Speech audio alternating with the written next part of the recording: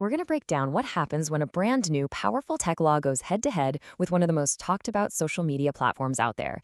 This is all about the European Commission's very first major move using the Digital Services Act. And it's a huge case against X that's really setting the tone for the future of the internet. 120 million euros. That's the number at the absolute center of this whole story. And you have to understand, this isn't just any old fine. This is the first ever financial penalty handed down under the EU's landmark Digital Services Act.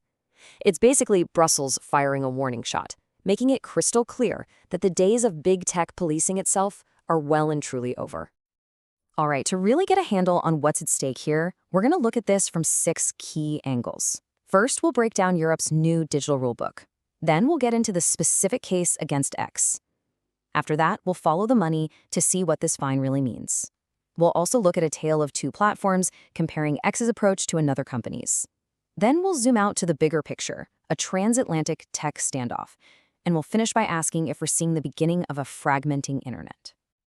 Okay, so first things first, we have to understand the law that's driving all of this, the Digital Services Act, or the DSA. And let's be clear, this isn't just some minor update to the rules. This is pretty much Europe's brand new operating manual for the entire digital space. So what the DSA does is it completely flips the script on how the internet has been regulated for decades. For the longest time, online platforms were basically treated like public bulletin boards. They weren't really held responsible for what people posted. The DSA says, nope, that's over. It makes these massive platforms actively responsible for these systems they create. The real focus here isn't on playing whack-a-mole with every single piece of bad content. Instead, it's about forcing these companies to look inward and fix the very algorithms and design features that can spread harmful stuff like wildfire.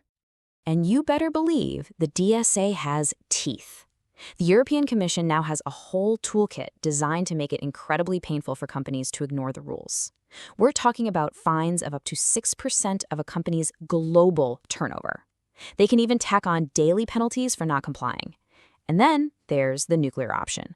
For the most serious violations or for repeat offenders, they have the power to just shut a service down across the entire European Union.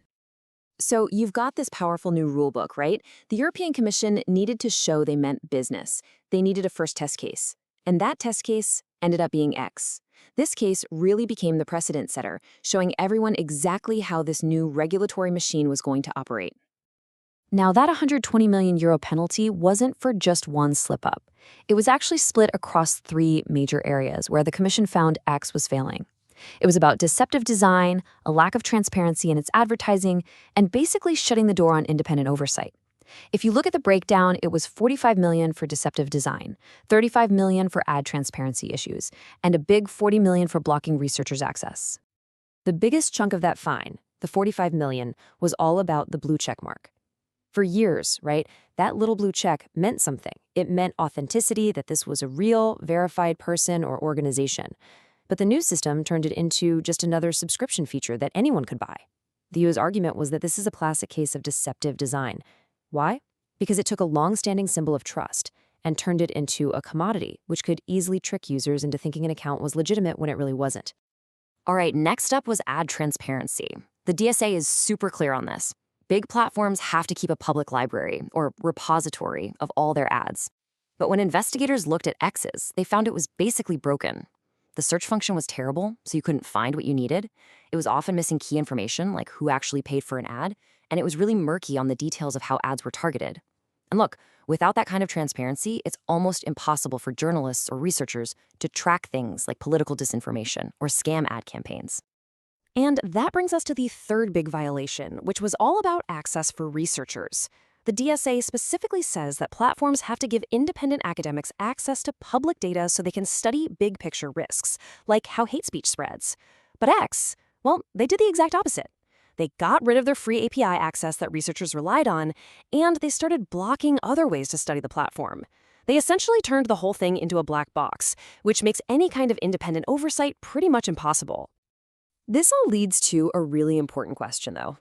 Okay, 120 million euros is a huge headline number. But what does a fine like that actually mean for a company like X? Well, let's put it in perspective. That €120 million fine comes out to about 5.6% of X's estimated global revenue for 2024. Now, that number is really important because the maximum fine the DSA allows is 6%. So the commission pushed this penalty right up to the legal limit. That wasn't an accident. It was them sending a powerful message that they saw these violations as extremely serious, especially for a company whose finances are already under a microscope. But, this story isn't only about X. To really get what the EU is trying to do here, we need to bring another platform into the picture, TikTok. They were also being looked at for similar issues around the same time. And the difference in how they handled it is, well, it's night and day. So here we see two completely different strategies. TikTok, like X, was under investigation for problems with its ad library, but they chose to cooperate. They went to the commission with binding commitments, basically saying, we'll fix this. And for that specific issue, they avoided a fine. X, on the other hand, took a much more confrontational route. They didn't offer any formal commitments to fix things, and that decision led straight to the fine. The message from Brussels is really simple. Work with us and we can figure this out. Fight us and we will bring the hammer down. And this is where the story gets even bigger. This case very quickly went from being just a regulatory issue to a major flashpoint in a much larger geopolitical fight. We're talking about a real transatlantic standoff over who gets to write the rules for technology. The political reaction from the U.S. was immediate, and it was intense. You had senior officials who didn't really talk about the specific violations, the deceptive design or the lack of data access. Instead, the whole thing got reframed. It was suddenly an attack on American companies and an assault on free speech. This quote here really sums up that view, painting the DSA not as a way to protect users, but as a kind of censorship. From there, things escalated even further, spilling over into actual trade negotiations. The U.S. Commerce Secretary pretty much drew a direct line, linking lower U.S. tariffs on European steel and aluminum to the EU easing up on these digital rules. Now, officials in the EU called this blackmail, but regardless of what you call it, it shows us a new reality. Rules for the internet are now being used as leverage in old-school industrial trade disputes. So, where does all of this leave us? What does it mean for the future? Well, that brings us to our final and maybe most important point, the possibility of a fragmenting global internet. If you're X right now, you're facing a massive strategic problem with no good options.